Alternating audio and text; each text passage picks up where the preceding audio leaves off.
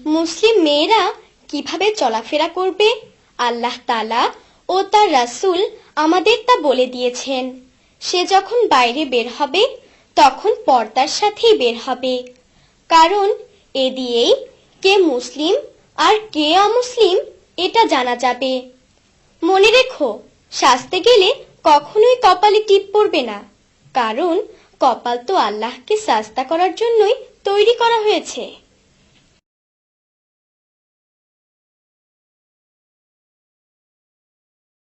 এই কপালে টিপ পড়ো না আর, কপাল শুধু সিজদা করে আল্লাহ তাআলার।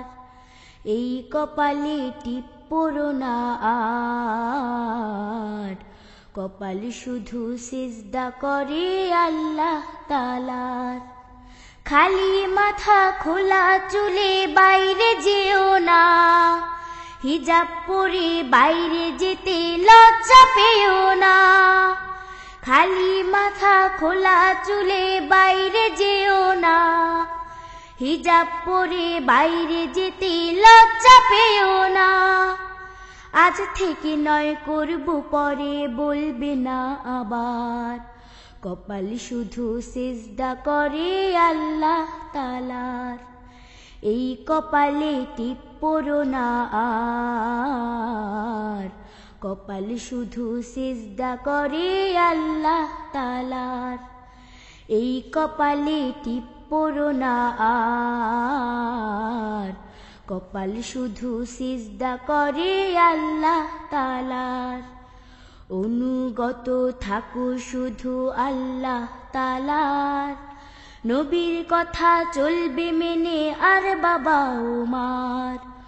অনুগত থাকো শুধু আল্লাহ তাআলার, নবীর কথা চলবে মেনে আর বাবা ও মার। হিজাব নিজেই দেয় পরিচয় তুমি মুসলমান, হিজাব তোমার লক্ষ গুণে বাড়াবে সম্মান। হিজাব নিজেই দেয় পরিচয় তুমি মুসলমান, হিজাব তোমার লক্ষ গুণে বাড়াবে সম্মান। এখান থেকে নাও চিনে পথ জান্নাতে যাবার, কপাল শুধু সিজদা করে আল্লাহ তাআলার। এই কপালে টিপ পড়ো না আর, কপাল শুধু সিজদা করে আল্লাহ তাআলার। এই কপালে টিপ পড়ো না আর, কপাল শুধু সিজদা করে আল্লাহ তাআলার। কপাল শুধু সিজদা করে আল্লাহ তাআলার। কপাল শুধু সিজদা করে আল্লাহ তাআলার।